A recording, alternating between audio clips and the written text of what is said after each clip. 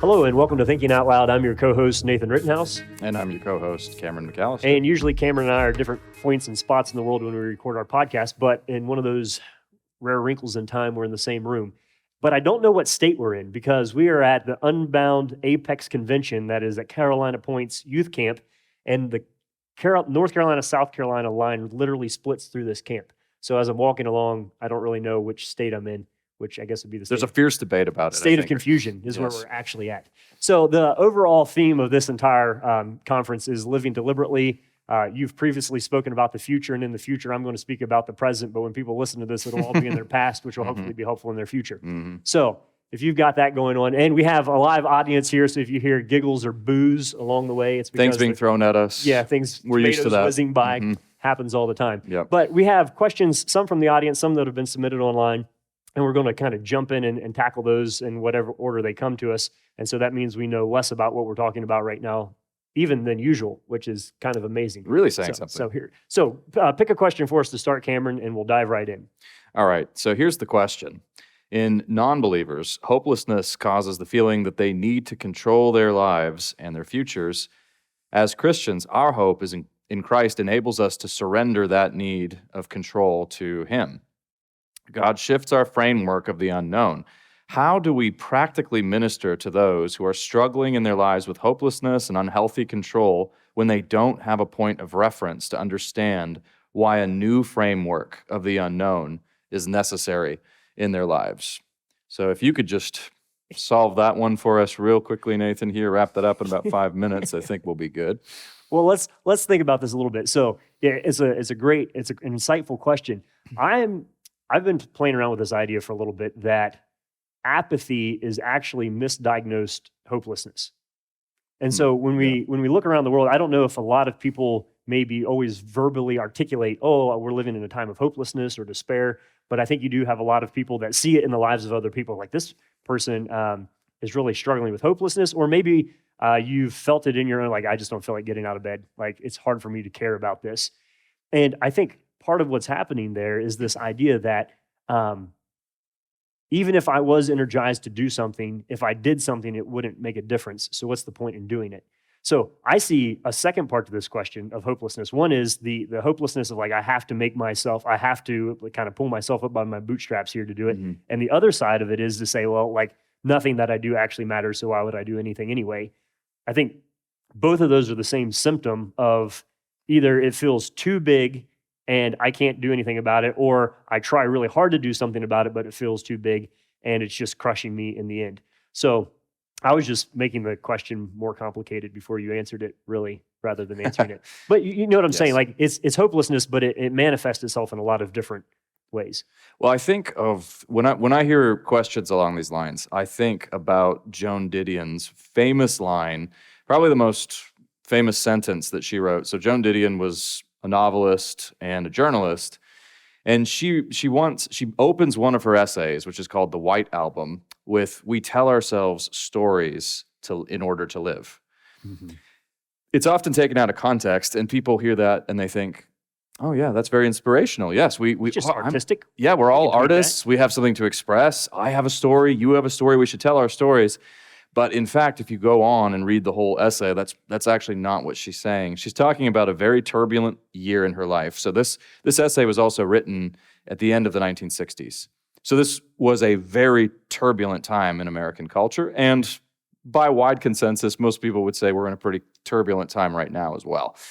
So she is working as a journalist. She's writing about riots and protests against the Vietnam War.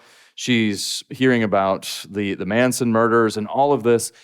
And eventually she begins to get this sense that the script, the story, is sort of just slipping out of her hands. She's keenly aware, I can construct a narrative, but this is purely artificial. I'm imposing a narrative on what is actually inherently chaotic. And so she begins to feel this kind of sense of unraveling. So when she says we tell ourselves stories in order to live, she means that as a kind of desperate defense mechanism to kind of stave off that sense of chaos. And so a lot of people these days, I think, could relate to that on a visceral level because, I mean, a couple of different factors that we highlight a lot on Thinking Out Loud. One is the influx of information that happens all the time. So you're constantly aware of how much is out of your control, how much is transpiring that you can't control, and how much of it is very bad.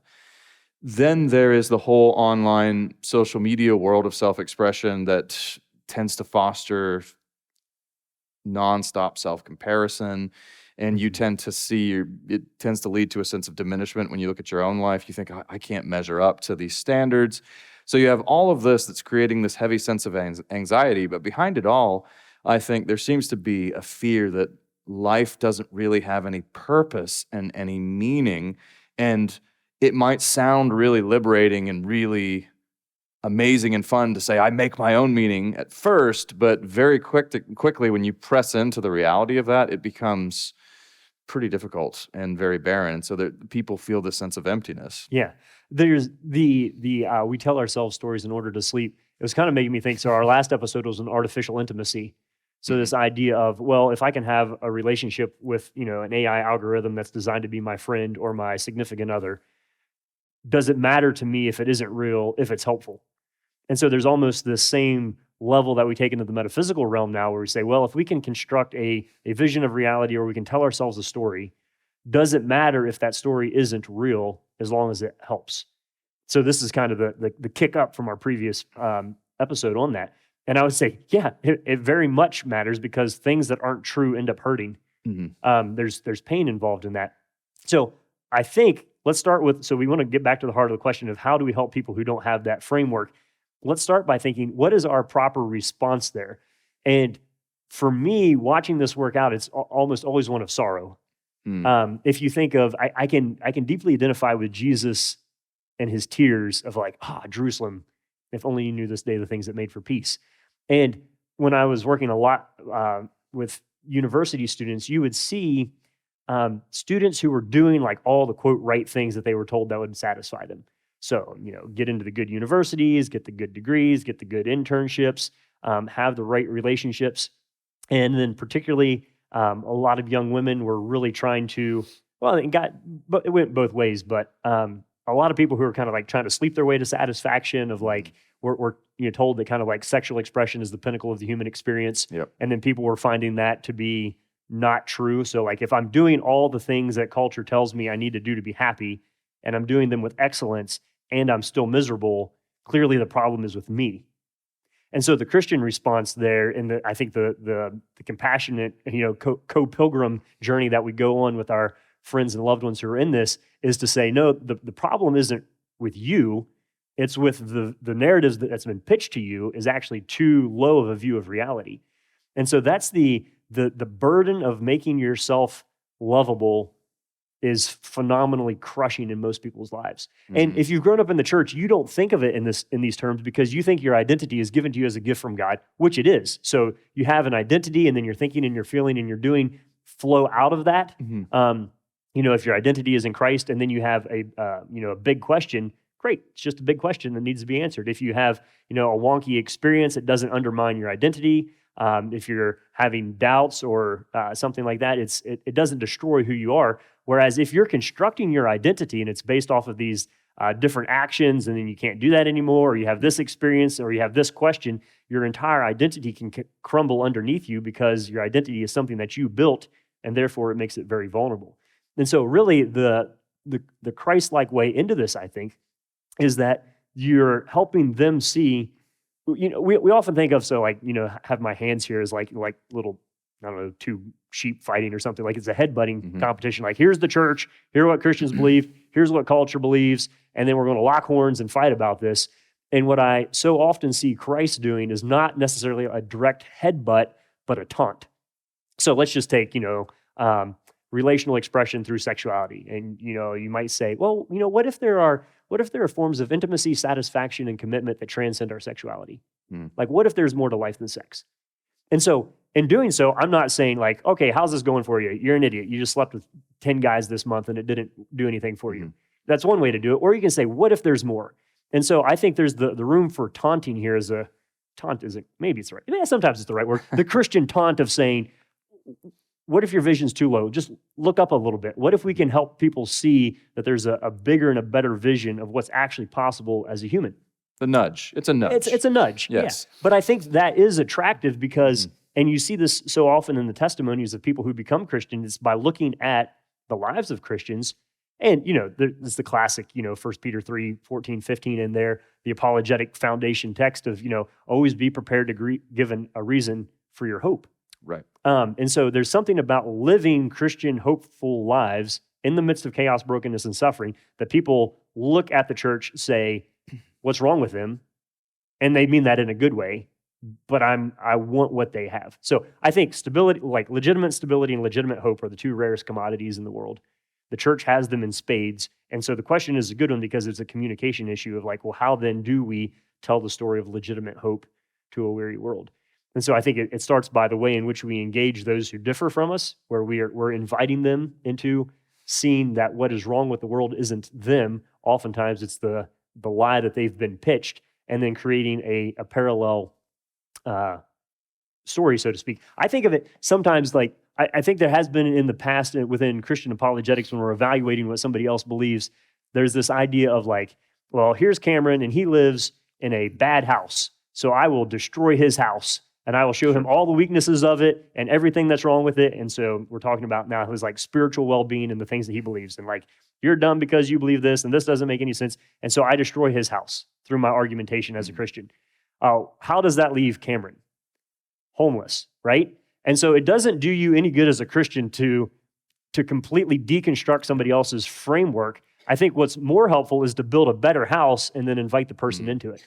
And so the initial step there for the church and for us as Christians is we can point out strategic and significant flaws in the way that somebody is processing reality, but the better option is to build the parallel structure that's more beautiful and to invite them in, and then there's no homelessness involved there. So I think part of it does start with the posture by which we as Christians begin to engage with the hopeless, and it's more by invitation than deconstruction.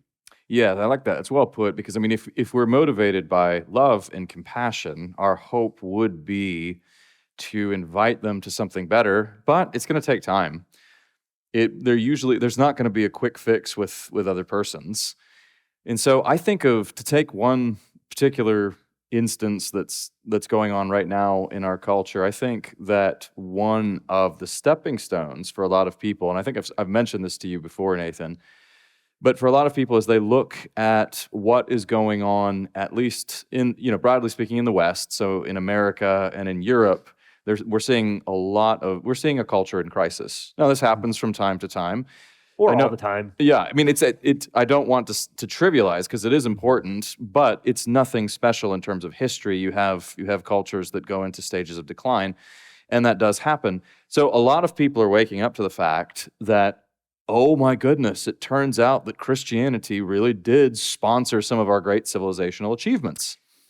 So for a lot of people, now I know this is a touchy subject for you, so you can push back a little bit here if you need to, but I'm just trying to give a case in point, somebody who is interested in some version of cultural Christianity. Mm-hmm. So I think, for instance, a Jordan Peterson is playing this role for a lot of young men. Uh-huh. Who feel a sense of meaninglessness in their lives. I mean, for goodness sakes, the man has a book with a chapter titled "Make Your Bed." Now, that says something very profound about our cultural moment, and it's a bestseller, flying off the shelves. So why do you need Jordan Peterson to tell you to make your bed or to stand up straight? Well, part of what he's doing is he's offering a sense of order. In mm-hmm. a sense of stability. You can count the number of times that Jordan Peterson says the word chaos, of course, in a given paragraph. That can be an important stepping stone. I think a work like Tom Holland, not Spider-Man, I always have to qualify, but Tom Holland's Dominion, which is a massive work of history on the indelible influence of Christianity on the shape of how we think.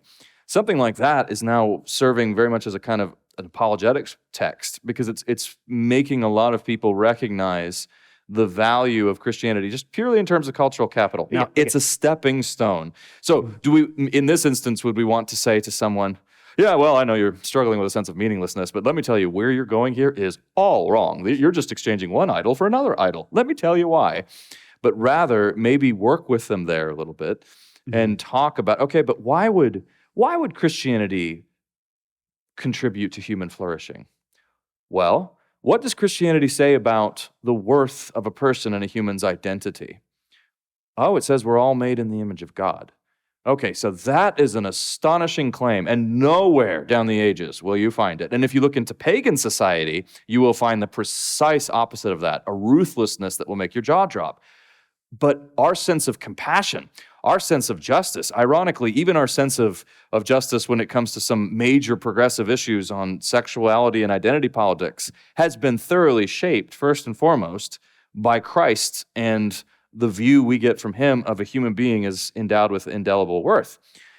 Let's talk about that a little bit. So that's one example, but I think a lot of people are desperation can drive us in some pretty amazing directions. So I hear two parts here. So I was thinking the story I've told before. So a number of years ago, my dad went into the bank and he was doing something, and the teller said, "Did you transfer all your money out of?" Dad's like, "That's always a good question." No. She's like, "Do you have another bank?" He's like, "No." And she's like, "You don't have any money in your account?" Dad's like, "Checking, savings, CD." And she's like, "No, there's no money in here." And he's like, "Huh." And he said, like, "Could we figure that out?" She's like, "Well, it looks like a digital transaction that you authorized. So, no, you don't have any money." And Dad said, "Well, there have been times in life where I didn't have any money and the Lord's been faithful. So I'm sure it'll work out." And the lady goes, "I did not expect you to respond that way. It's also April 1st. I'm just totally messing with you. You're fine." And so, first of all, that might not be a funny April 1st. Wow, that's an awfully bold joke right there. It's a bold joke. But so I think where I was going with the story is that the first way in which we help people who are struggling with hopelessness is that we can articulate where our hope actually is. And that's one of my fears for the church, is that we don't respond to the things that are happening in the world around us as if, like, oh, this happens to the stock market, this person becomes president. We ourselves can't model that. Nobody wants to join your form of paranoia. People want to join your form of hope. And so I think the first step is that we model it well in our lives. And then to the second point that I think you were speaking to there is then we're able to articulate that just by asking good questions, starting where the other person is, to say, what if I think that's the taunt. What if what Christ teaches is true, that you really are made in the image of God and that you have real roles and responsibilities and significant in value and worth and meaning, and your identity can be a gift to you and not something that you have to build for yourself. I sometimes, like, every once in a while you get like the non-believer, then like atheist, then like atheist with rabies. And I love the atheist with rabies. Like when I can go from, you sit down, you have the conversation, and at the end of it, they can say, "Well, I still disagree with you, but I can really see why that provides a lot of stability and meaning and hope in someone's life." At that point, I feel like we've made the step in the right direction there. So there are times in which you have to model it just in your life, what you don't get flustered by, where you show that your hope truly lies, which will probably be in the way in which we respond to adversity. The second one is the ability to articulate those core principles.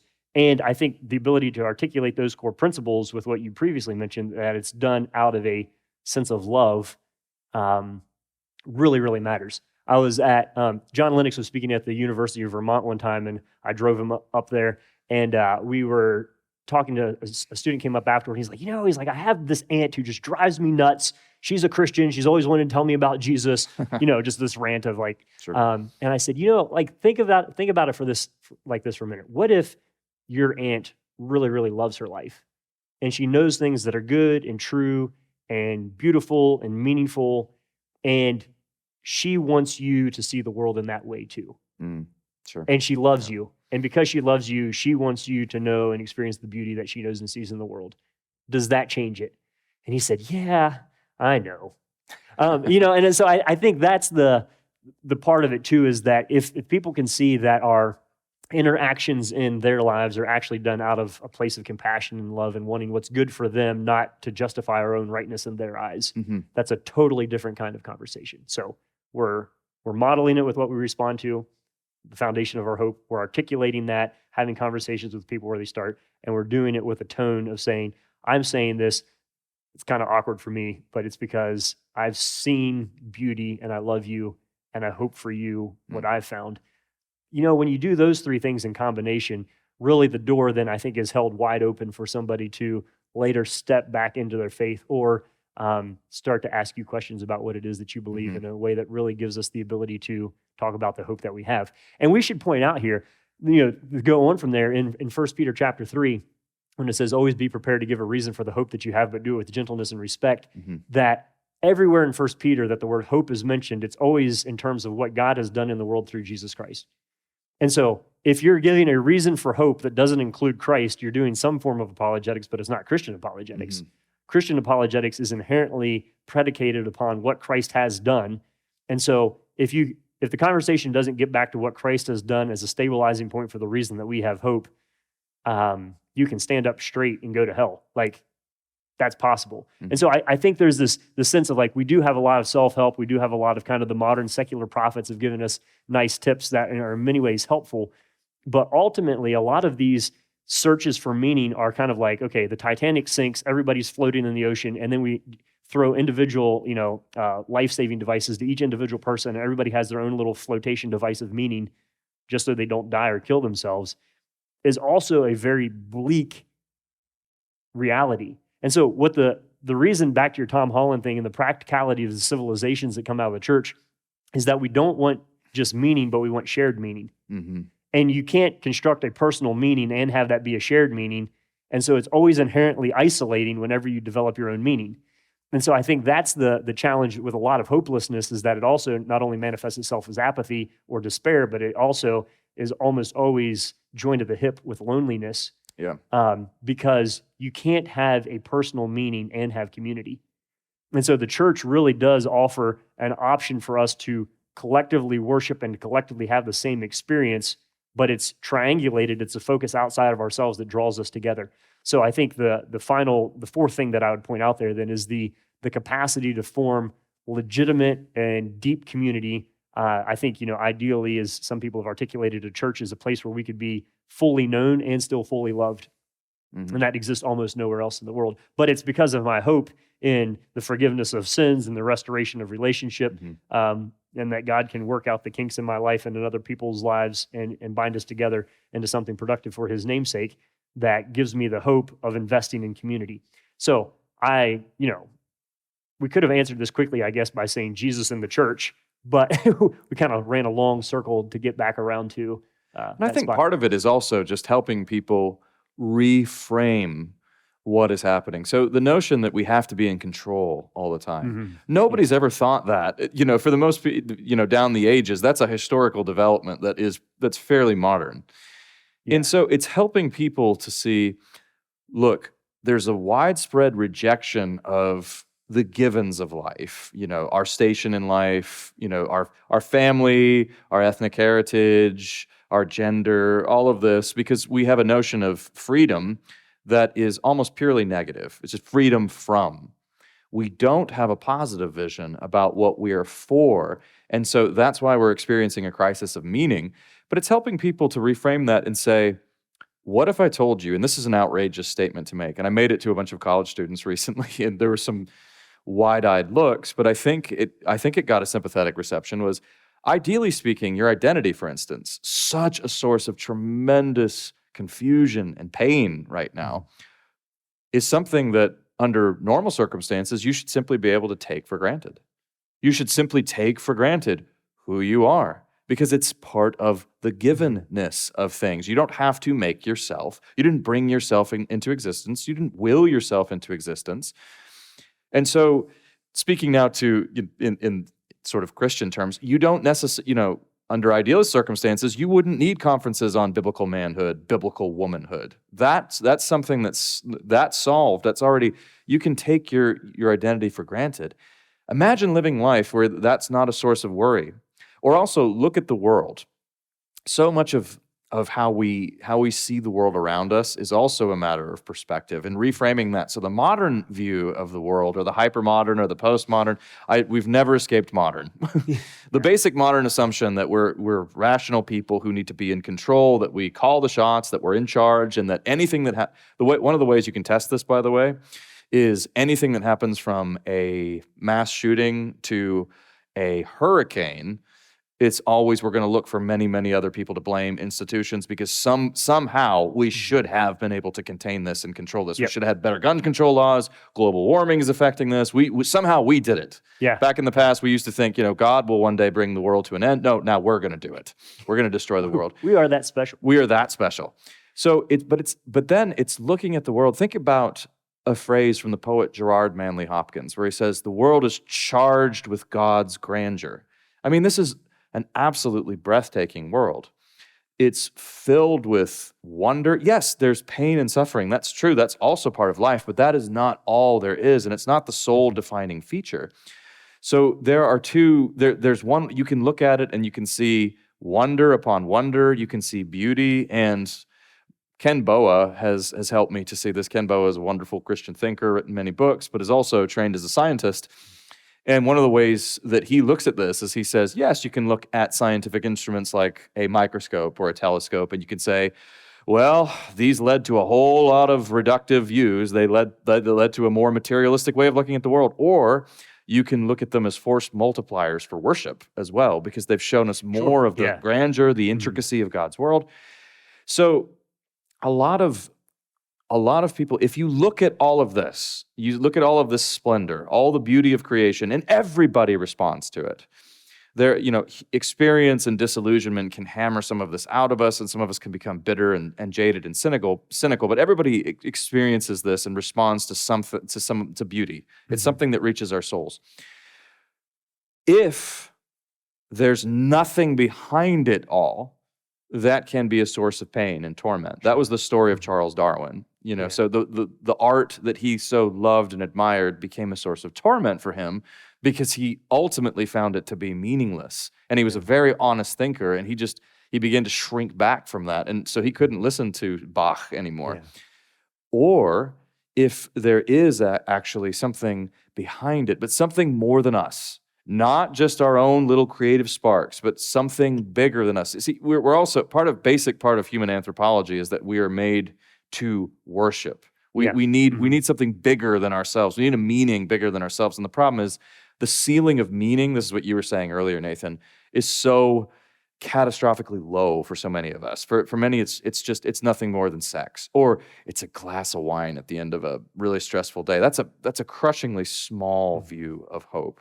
Let's. I have two things I want to say, but let's throw it out here to the audience for follow-up. Like, is there something in there that we said that was confusing, or does somebody want to push back on something or ask for clarification on one of the points that we made?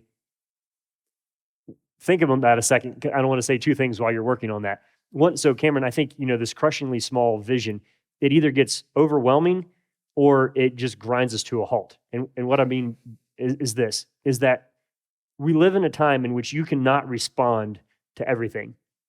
Impossible. So you will see stuff that you can't do anything about. Yeah.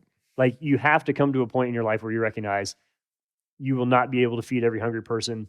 You will not be able to provide shelter for. And so this is not saying that we don't care, but there is a way in which you can get so overwhelmed with the heaviness of the news of the world that you actually end up doing nothing for your own community. For your own community, and what you can actually do. Yeah. And so so don't be ground to a halt by your inability to save the world. Be faithful daily to what God is asking you to do. And so I think that's one of the wonderful tricks of the enemy is like, well, instead of doing something meaningful, I'm going to do nothing helpful because I can't do it all. Mm-hmm. So that's one thing we really have to guard against is not that we don't care, it's that we can't do everything everywhere all at once. Mm-hmm. You aren't God. So take a deep breath, let that sink into your soul, and let that free you up to focus on what you actually can do something about.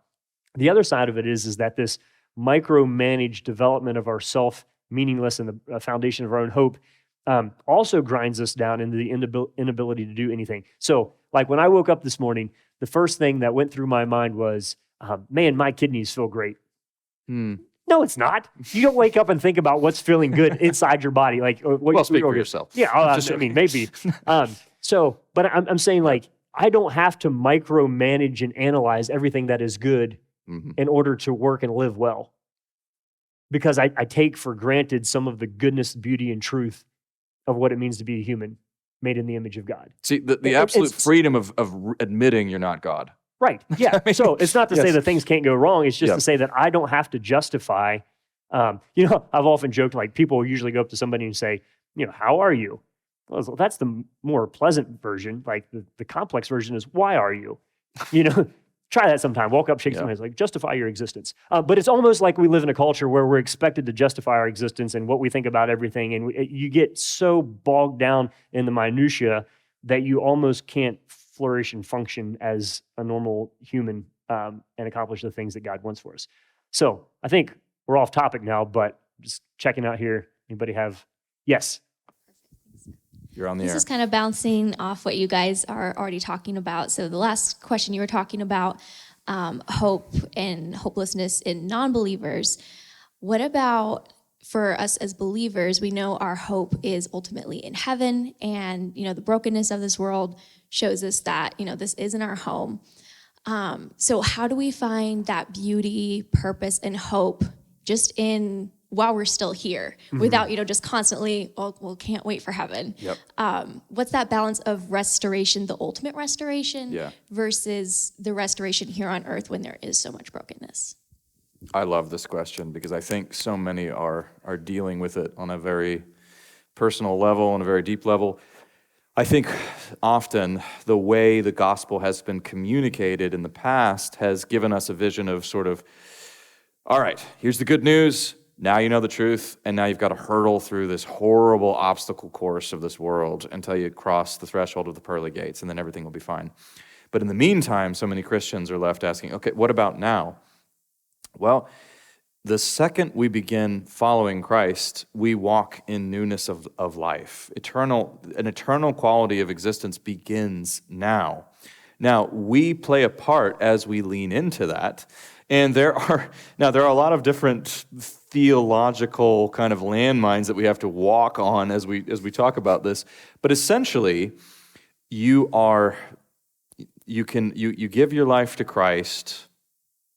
But then there is a process that we've, traditionally a lot of people have called it sanctification, that requires your cooperation and work with Christ's Holy Spirit to become progressively more and more like Christ and more spiritually mature. And when that is done, does that spare you from all the pains that we have this side of eternity? Well, no. I mean, people you love will still perish. I mean, we're all mortal and you'll still die. But it completely changes your perspective on it because you gradually begin to internalize more deeply that nothing ultimately will ever hurt you. Christ will keep you safe. You are safe in His hands. And also, I think we need to take hold of the fact that we are going to see the world restored. And so rather than a vision, and again, I'm bending over backwards not to try to kind of tip my hat at certain theological systems that have created confusion here. But essentially, the notion that, this world is just going in the incinerator, so therefore it doesn't matter at all. It doesn't matter. You can litter, throw something out the window because, it's all going away and then we're going to get a new heavens and a new earth. May I suggest to you, and then I want Nathan to get himself in more trouble. Then I'll just start this off here and then you can tar and feather him. But may I just suggest to you that that's not a scriptural vision of the world or restoration. Restoration in the biblical vision. Remember, the picture is Jerusalem, the heavenly city, coming down. It's not everything being annihilated and wiped out and destroyed, and now we're going to start again from scratch. What does Genesis say over and over 7 times? It was good, it was good, it was good, it was good. And then at the end, and it was very good. Well, it really is. So, if we follow Christ, that reframes our perspective, but that also invests our pursuits in this world with eternal significance. Because we are, I got to quote Dallas Willard, it's the law.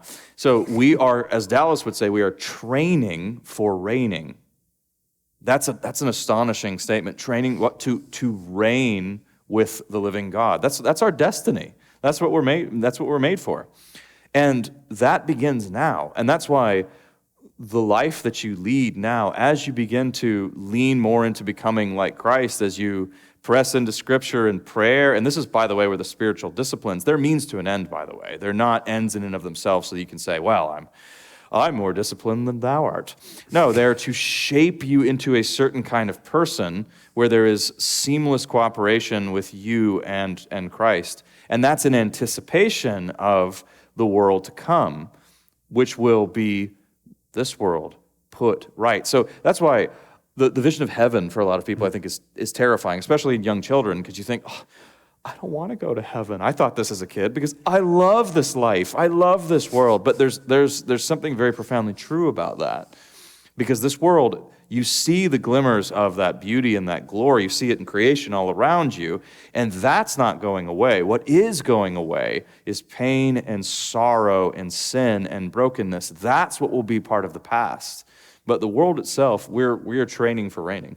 So I think there are a couple things. The incarnation, Christ coming in the flesh, is a massive statement of God's reaffirmation of the goodness of physical creation. And we also want to recognize that anything that would separate the physical bad, spiritual good, that's actually Greek philosophy. That's not the Gnosticism. New Testament. Yeah. Yes. So when it talks about, when the New Testament, which is very, friendship with the world is enmity toward God, it's talking about the pride of life, the lust of the eye, the things that come out of the heart of mankind and the prince of this world. But, Cameron, so jumping over a whole lot of theology and philosophy, I've been tempted to say this before, but you almost always have to contextualize it, is that who says, if somebody came to me and said, why are you a Christian? What if I responded, because it's a lot of fun? Yeah. Like, have you ever heard somebody say that? But that's, so you okay, I did the physics and the philosophy and the theology. Like, I get all of that. Oh, I love it. It's exhilarating. It's joy. So there's that. Like, I get the desire to play by the games of the rationality of the academy and all that. Like, we've done it. Blah. Okay. So that's how you really feel about it. Yeah. Cameron's read books. No, I'm just saying, the joy of the Lord is my strength is not a metaphor. Right. It's a real thing. And so I think, I'm sure that Jesus laughed, and the Christians are fun people to be with. We're at a place now, Nathan, I think, where people will respond much more strongly to that than when you had more Christian furniture. You had, give me your evidence for the resurrection, and talk about the exclusivity of Christ and defend that, the cosmological argument. Not saying that that's not important, but now if people see that you are a radiant person, you're somehow more alive than other people, that will be immensely compelling. So all that to say is that I think we live with a sense of joy of the goodness of what God has created and what God has done in our lives. Gratitude is the foundation of joy. I'm going to talk about that some tomorrow. People who are grateful are joyful people. And so that should express itself. Now, we do not live, and I think the reason that I wouldn't answer the question because it's fun is lots of people think a lot of things are fun that are stupid. So, it's fun isn't really a good answer. But that there would be joy and happiness associated with living in step with reality should not be a surprise to us as Christians. What we're often doing, though, and I think, so Joshua Luke Smith was talking about this today in his talk too, is that when we think about being part of the unfolding kingdom of God or building the kingdom of God, we're living and acting in such a way that we're pointing to the nature of the king and the nature of the coming kingdom. And so, yes, I will not be able to provide justice for every injustice that happens in the world. I won't be able to feed every hungry person. But when I'm doing things that feed the poor and care for the orphan and the widow, I'm making a practical difference in the sphere of influence that I have, but I'm also testifying to the nature of the king. And so the joy that we have in the action that we do now, the blessed hope while we await for the appearing of our glorious Savior, right up before, if you read that and go read the end of Titus 2 and the beginning of Titus 3, I think are good spots for this, where it talks about what Jesus was doing was purifying for himself a people that are his very own, eager to do what is good. And so there's the sense that we do have a vision from Christ that he's looking for a people who are his own, who will do what is good, and that there would be joy in that we live, earlier up in chapter 2 there. It's on the left-hand side of my Bible. Don't know where it is in yours. I'm trying to think of what the verse number is. But it says, basically, for the grace of God that brings salvation has appeared to all men, and it teaches us to say no to ungodliness and to live upright and godly lives in this present age while we wait for the blessed hope. And so the New Testament is packed for, here's the blessed hope of what's coming, and then this is what you're to get about doing while you wait for that. And part of that is the testimony of living out the expression of the knowledge of the goodness of God, and in doing so in such a way that that joyfulness is radiant and that hope is contagious even in the midst of suffering, that people would look to us, and that is the foundation of our evangelism, because they say, these people have something going on that I long to be true in my life. And then as Christians, we're in the giant ship, not a mere lifeboat, saying, come on and welcome to our Father's house. So that's a very long answer to your good question, but it does play into, I think, the broader theme that we've had there on hopelessness and what we can do in the world around us. One thing as I bring this to a close here that is very, very helpful is that we can fall into the same trap of saying, well, look at these people in the world. They're trying to construct their own meaning. They're trying to find the foundation for their own hope. I'm a Christian, and so then I have to find the way to make this happen. And there's a phenomenal way you can cheat, which is called prayer, and ask the Lord to help you do his mission rather than you feel like you have to brainstorm his mission for him. And so you are not on your own here. And so I think when you're looking at the people that you're investing in that are living with hopelessness, that you're praying for God to speak directly to their hearts. He does that sort of thing.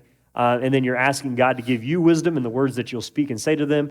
And then you're asking God to give you opportunities to be good representatives of his love in a weary world.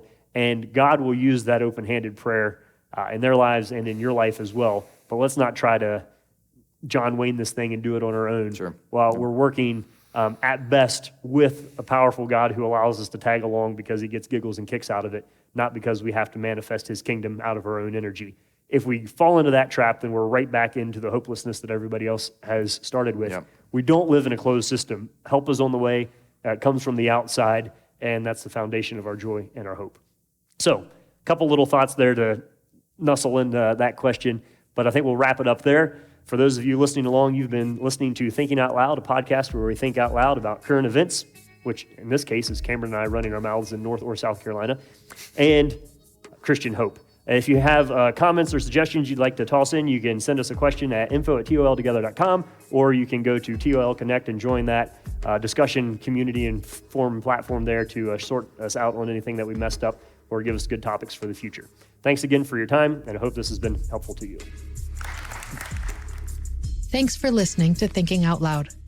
If you'd like to learn more about what we do, book Nathan or Cameron, or if you'd like to support us financially, whether through a one-time donation or on a monthly basis, you can do so on the donate page at www.toltogether.com. That's toltogether.com. And please consider leaving us a 5-star rating and sharing this content with your friends. It really does help.